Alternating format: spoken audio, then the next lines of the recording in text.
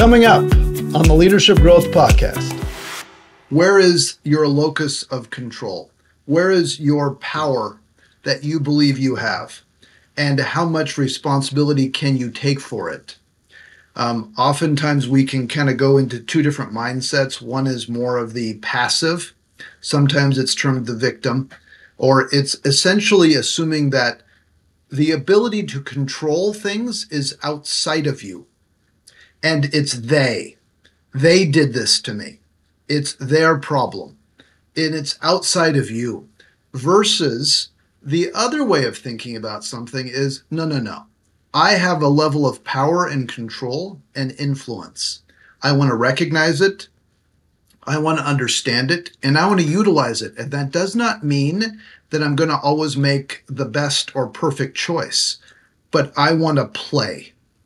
I want to be in the arena, as it's often described. I want to be able to be active. I want to make a difference. I want to keep trying. And it's often in that effort to keep trying, that is where the greater level of not only respect and appreciation and admiration comes, it's where progress can be made.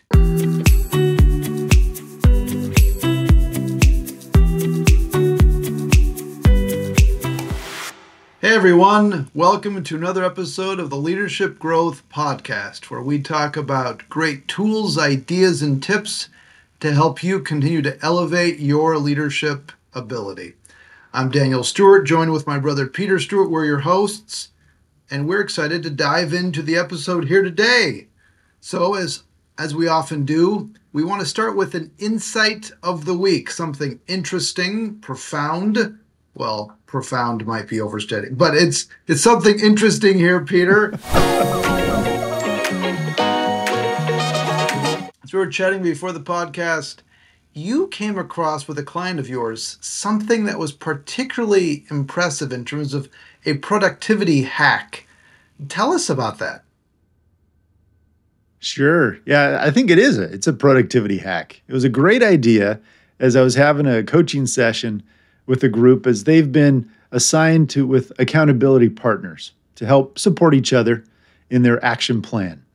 And the idea that this partnership came up with is that they set a meeting each week with each other. So it's for an hour long, and the meeting is for them to get things done. So at the start of the meeting, they both report to each other what they're going to do for this next hour. And so this is a Teams meeting. And then after they've shared what they're going to do, they go on mute, they turn their camera off, but they keep the meeting going so that nobody can interrupt them, and they just plug away. You know, they just dive into what they're trying to get done for the next 55 minutes. And then before the end of the hour, they get back on the call and report their progress, report what they were able to do. And so they found it just to be tremendously helpful to get a lot done. It's so helpful that they're now considering doing it twice a week. And I thought, what a great idea. What a great way to leverage, all right, the systems that we're utilizing, the environment of constant instant message, chat, email, ping, whatever. But, oh, no, they're in a meeting, so people don't disturb them. And they're just heads down, getting stuff done. I loved it. I thought it was a great hack. It's such a clever idea. So say, Peter, you and I are accountability partners. We're trying to help both of us stay focused. So we could book an hour. It looks busy to everybody else. We simply say hi and then get off so that we can just do individual work and then check in at the end of the hour with each of us to be able to say, hey, did you do the work that you needed to get done? So there's some reinforcement and play time, so work time, to be able to then dive in and do it. Correct. Yeah, the majority of that scheduled time is just to get stuff done. You're working on a task, maybe it's, a report you're trying to generate, something you're trying to plan.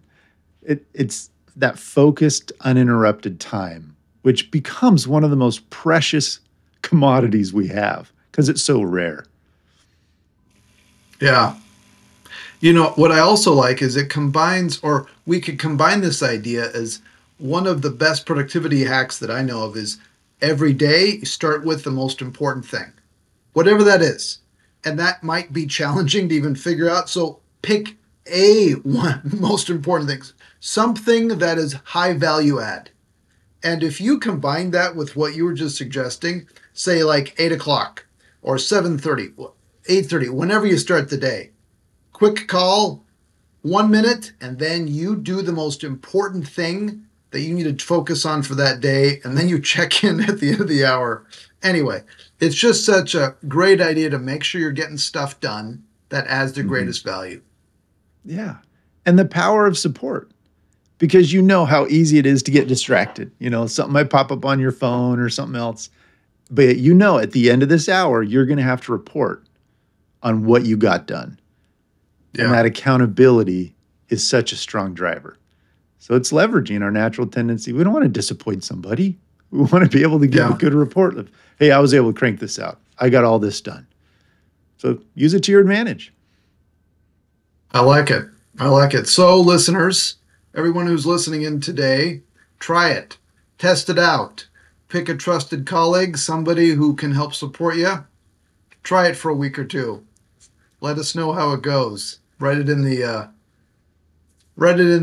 notes here below. That'd be great.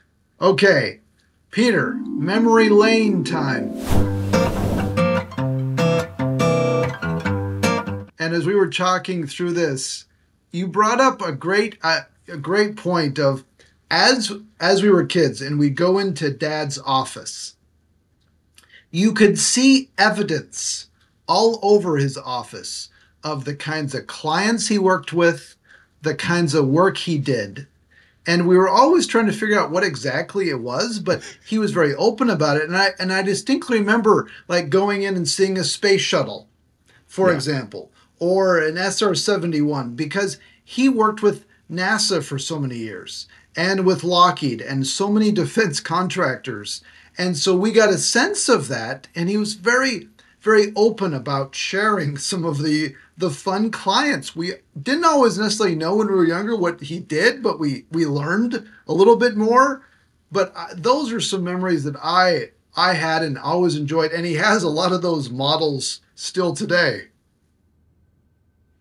Oh, very much so. There, airplanes all over sitting on his bookcase, or coins he might have gotten from people he's working with in the military, or other little knickknacks and swag, you could say, for various places he'd go. And it was just him wanting to bring his life, kind of open it up a little bit for us to be aware. And as we look over time, there are a few offices he had which were out of the house, and then there are times in which he was working out of the home.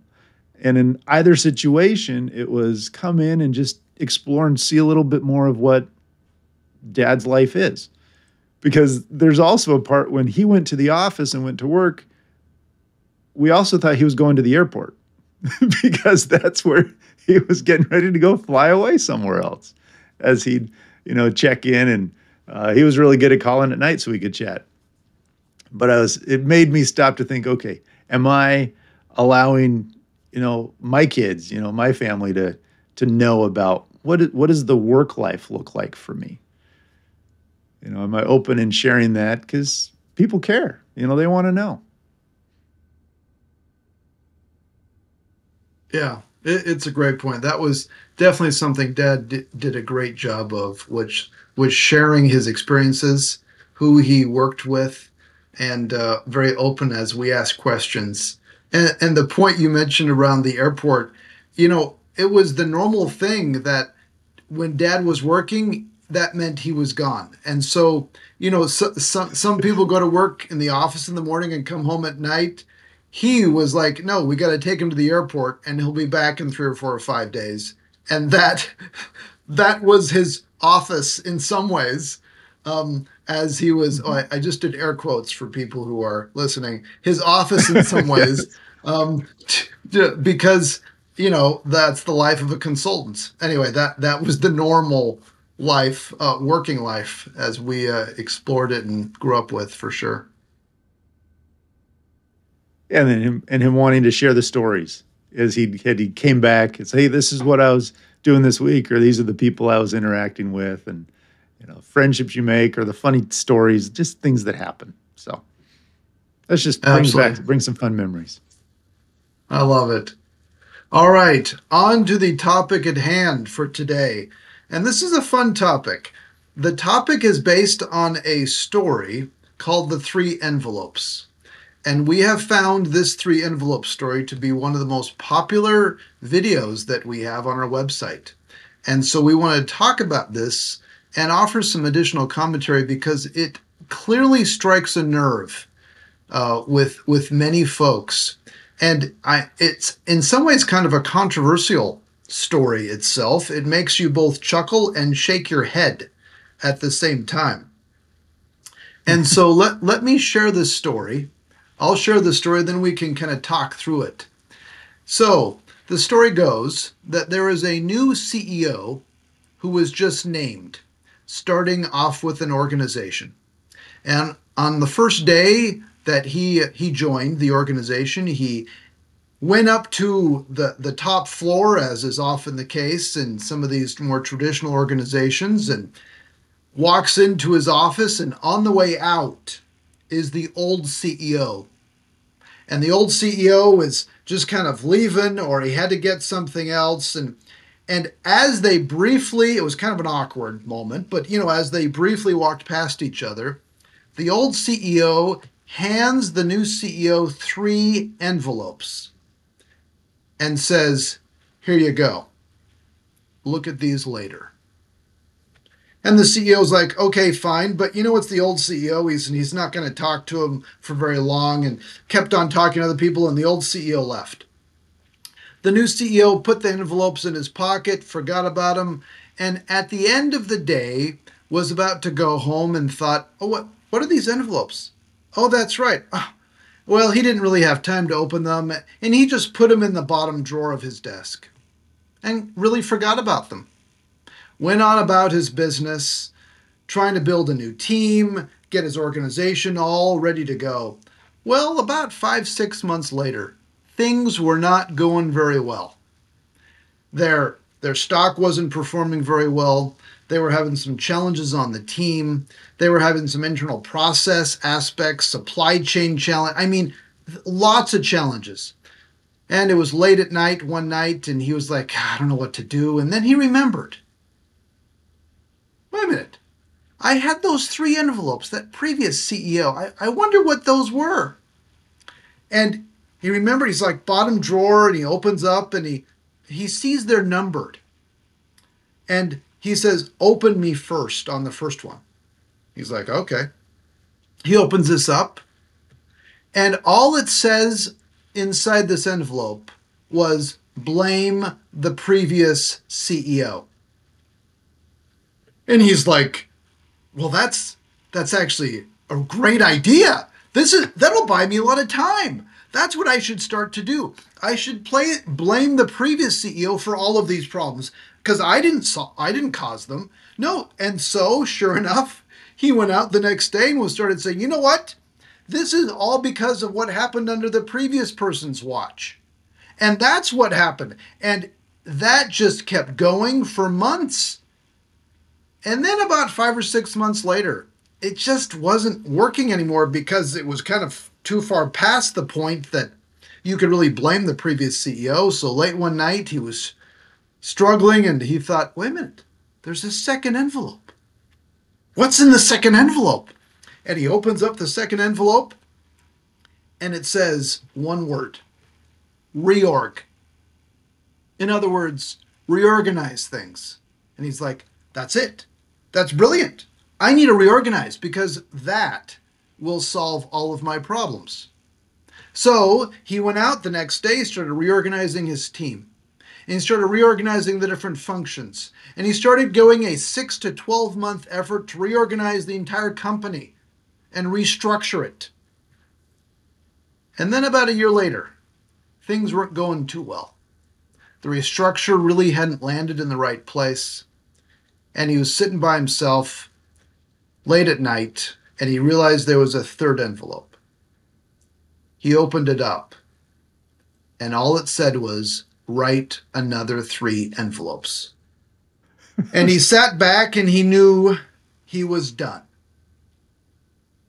And he knew the pattern that had just been repeated. So that's the story. And it's fascinating because I've heard this in a few different ways over the years. And as I share this with groups, as I mentioned, it's both, it kind of engenders some chuckling or smiles, and yet at the same time, it's deeply depressing and cynical, and makes you just want to shake your head. And so as we saw how often this is downloaded as a video and how popular this is from our website, we wanted to talk about this because there are realities that are associated with this story, and yet there are also ways that we can avoid these mistakes and avoid the mindset and frame of reference that leads to thinking that these envelope messages are actually right, because they aren't. And that's what I want to emphasize. We want to avoid those messages because they are not helpful. They are the opposite. So, Peter, now that I've kind of shared this, start us off with some of your commentary. What are your thoughts and reactions to this story? Yeah, I think one of the first is that realizing of why this resonates with so many. It's because we've seen it. We've observed it. Whether we've been a leader that's been a part of a team that's gone through it, we've been a part of an organization that we've watched this. And this happens not just in business organizations. You can watch this in so many different aspects of life, politics and other things. It's this pattern. And so I think it really does get at the core of, wow, this happens, but it doesn't help. So we laugh at human nature. We laugh at the cycle being repeated, but it's like, what can we do to break that cycle? So I think that's what's profound about the story. So as we look at that first one and this concept of blame, and what is the appeal of blame? The appeal to blame somebody else for what's going on. And I think as we look just internally, what does that blame do? If we're the individual trying to blame the circumstances on somebody else, it can give that perception that, oh, we are now free from responsibility. It's not our fault. How many people love to say, it's my fault? I am the reason why this bad thing happened. I mean, it's a hard thing for most any honest person to state, because there's an ownership and responsibility. But, it's powerful when a leader or a team member or somebody actually is able to make that statement, saying, I own it. It's on me, as opposed to looking for somebody to blame. It also builds on this whole notion of understanding, where is your locus of control? Where is your power that you believe you have? And how much responsibility can you take for it? Oftentimes we can kind of go into two different mindsets. One is more of the passive. Sometimes it's termed the victim, or it's essentially assuming that the ability to control things is outside of you. And it's they. They did this to me. It's their problem. And it's outside of you. Versus the other way of thinking about something is, no. I have a level of power and control and influence. I want to recognize it. I want to understand it, and I want to utilize it. And that does not mean that I'm going to always make the best or perfect choice, but I want to play. I want to be in the arena, as it's often described. I want to be able to be active. I want to make a difference. I want to keep trying. And it's often in that effort to keep trying, that is where the greater level of not only respect and appreciation and admiration comes. It's where progress can be made. Mm-hmm. And it's challenging to actually, I'll say fight, but we're not physically fighting. We're not even meant, but it is a struggle. It is meant to be able to then move. And it's in some ways easy to say they. He or she, they did it. They did it. Instead of, no, no, no. We're all part of this. Let's recognize our part. And more importantly, let's keep moving forward together. And that's something else blame does, is it begins to separate people instead of uniting. And so instead of the somewhat easy way of that new CEO saying, yeah, I'm going to blame the previous one. And we see this play out all the time. Politicians, new athletic coaches, corporate leaders. Yes, it's an easy thing to do. However, it does not necessarily position you with the level of power that you have to work with others to accomplish good things. Yeah. And how easy it is for us to blame when it's the negative situation, to put, as you're talking about, that locus of control, to position it on the external factors when things are going bad. But then how eager we are when things are going good to put it on, oh, I caused that. That was because of me. That was stuff I did. And so there's that differentiation, that bias toward the externalizing the negative, internalizing the positive. And that's not really truly being authentic to life, to ourselves.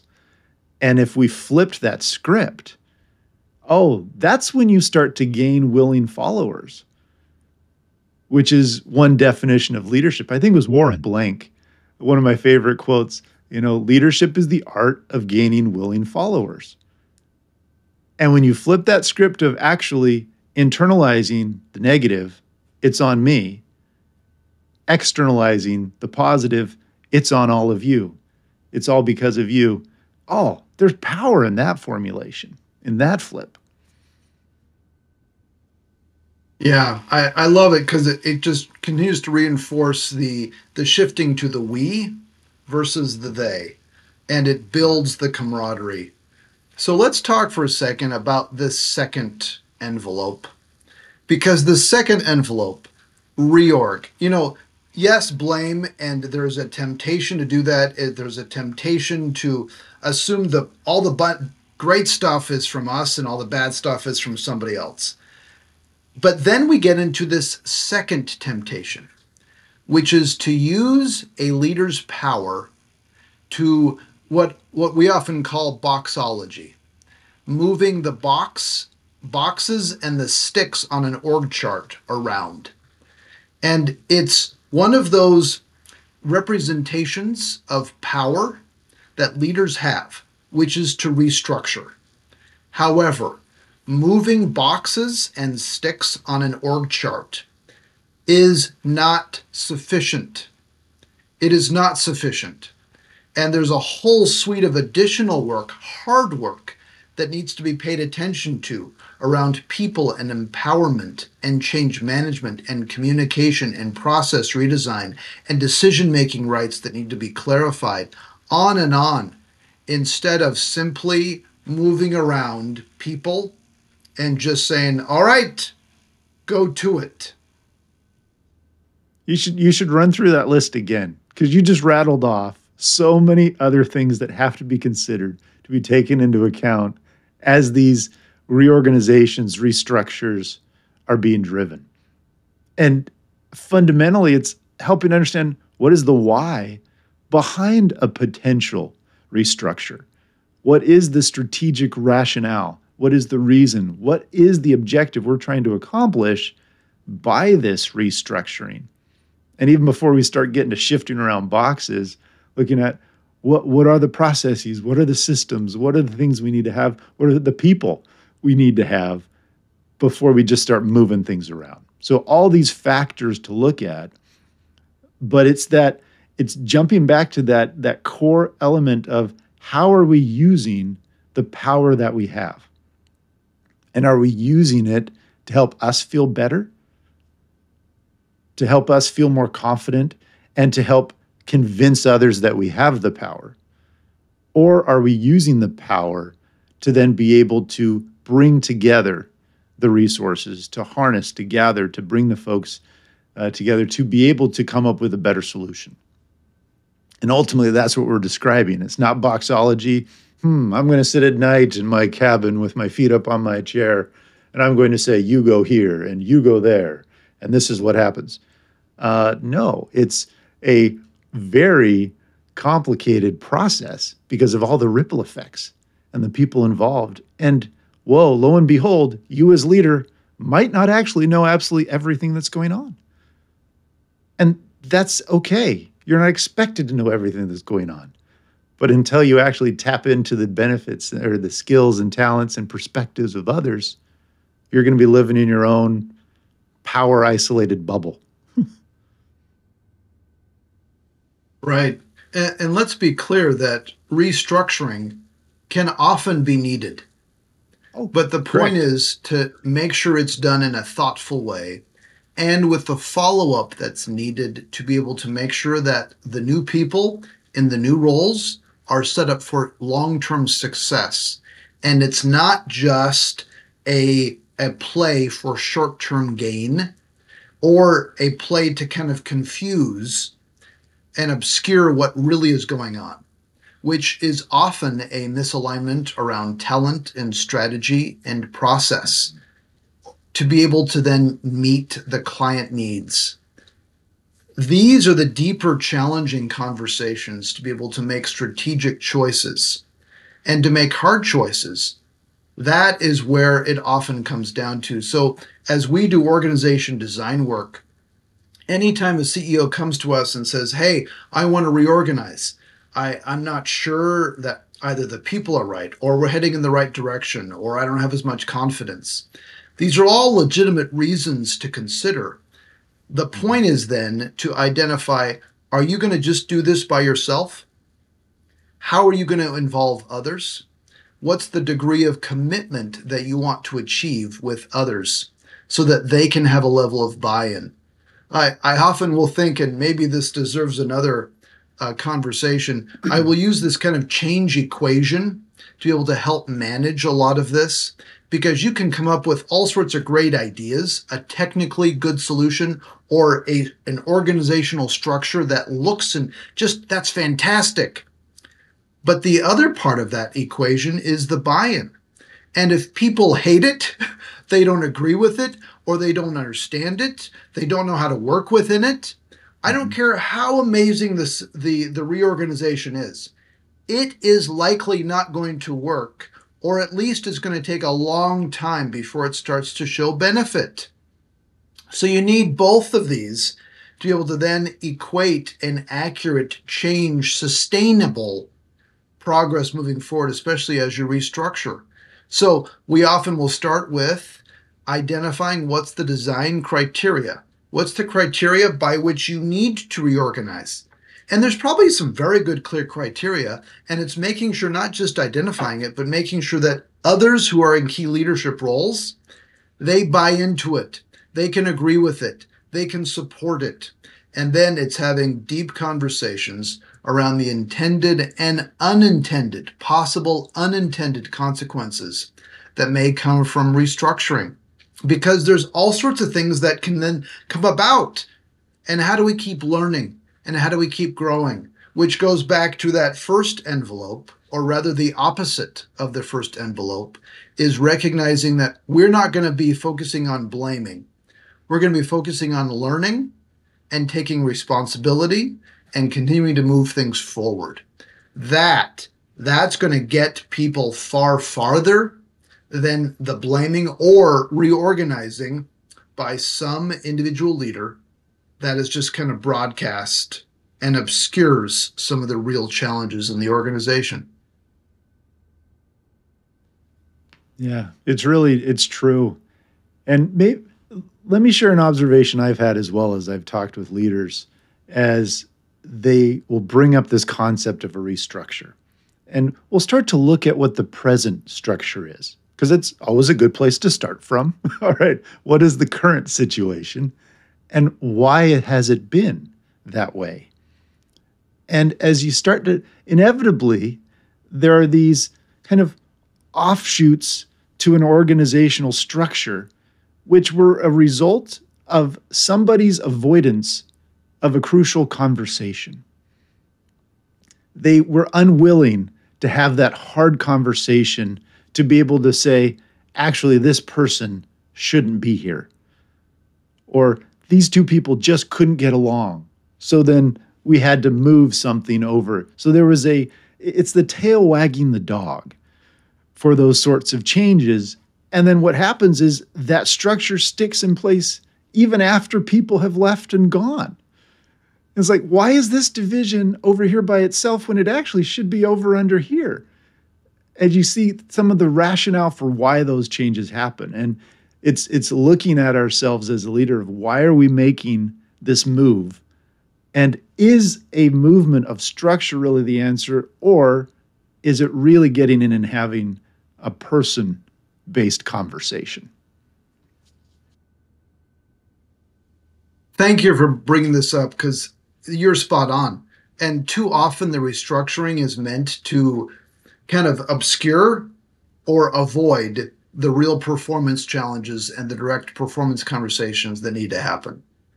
And so that's one of the first questions any organization approaches us saying, hey, please help with a reorganization.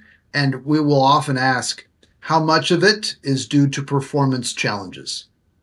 And what have you said to the specific people? And how have you set clear expectations? How have you supported them in their development? How have you provided the resources and skills and development and training?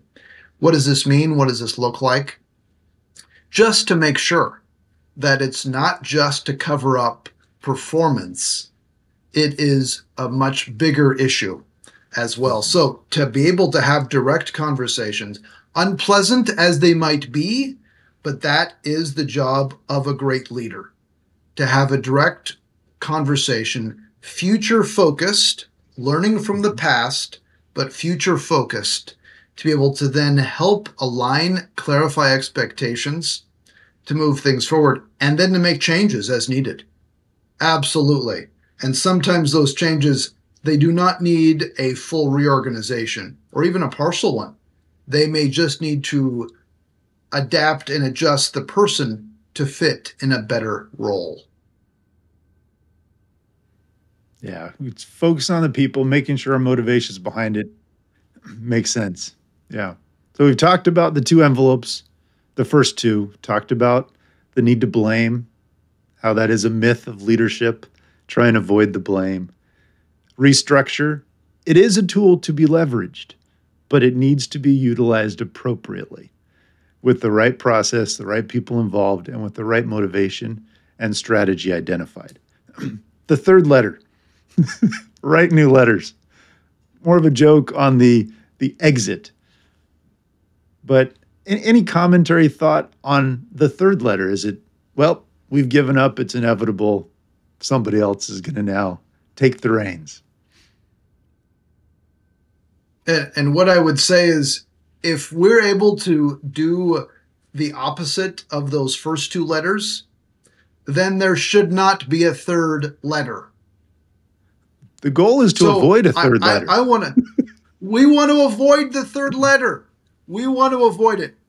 Sometimes it gets to the point where, I'm not the right person, and maybe you got it, but no, you want to have direct conversations. You want to stand up and show responsibility and courage and stay in the struggle. That is what's key. And so I guess this is the main point of all of this. We want to make sure the third letter is never written, because we want to break the pattern. We want to break the pattern that can sometimes be an easy temptation, which is to blame and to utilize your power as a leader to restructure and to shift things around, as opposed to having the hard conversations with yourself and with others to move things forward. That is what that's the idea we want to continue to emphasize. Peter, what would you add on to that? That's the moral of the story. That's the core issue. I also want to make it very clear that the tale, as we told it, is about the story of a CEO. But this tale can be applied to all leaders at any level. You become a first-line manager. You become a general manager. You become vice president. Whatever level you are at, where you have people managing responsibilities, you can blame your predecessor and you can look to reorganize your team. They are very appealing options. So this isn't just talking about those in the C-suite. I think we can learn that principle, and it applies to all leaders. So just to make that application quite clear. Yeah, love it. Okay, lightning round as we're wrapping up here.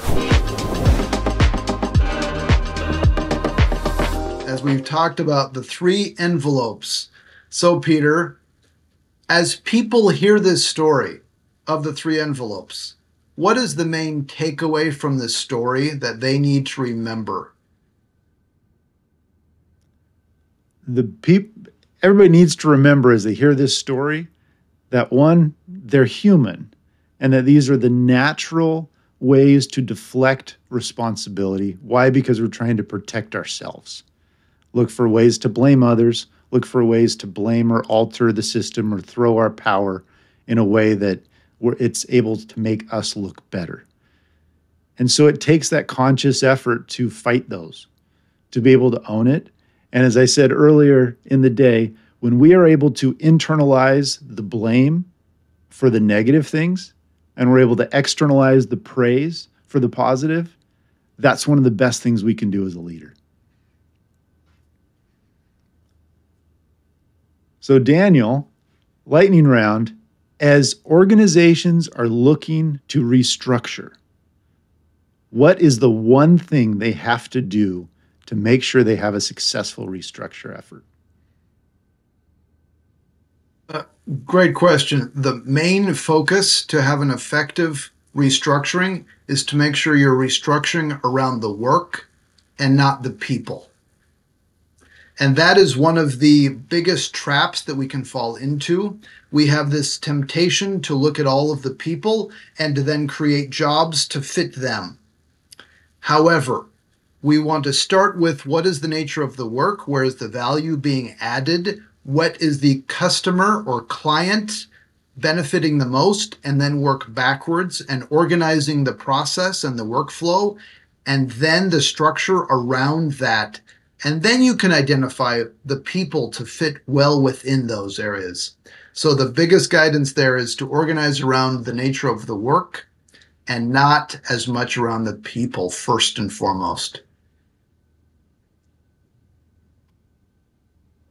Well, this has been a great conversation on these 3 envelopes as we're wrapping up. I hope as you're listening, Absolutely. You're thinking, what's that one thing you're going to do different based on this? How can you be a better leader? And how can you avoid some of these myths we've been discussing? Fantastic. Well, Peter, another great leadership growth podcast. Always fun to chat. Listeners, please go on it, like and subscribe, and we look forward to having you join us in a future podcast where we talk about tips and tools to help elevate all of our abilities to be the best leaders that we can. Take care, everyone. Bye. If you like this episode, please share it with a friend or colleague, or better yet, leave a review to help other listeners find our show. And remember to subscribe so you never miss an episode. For more great content, or to learn more about how Stewart Leadership can help you grow your ability to lead effectively, please visit stewardleadership.com.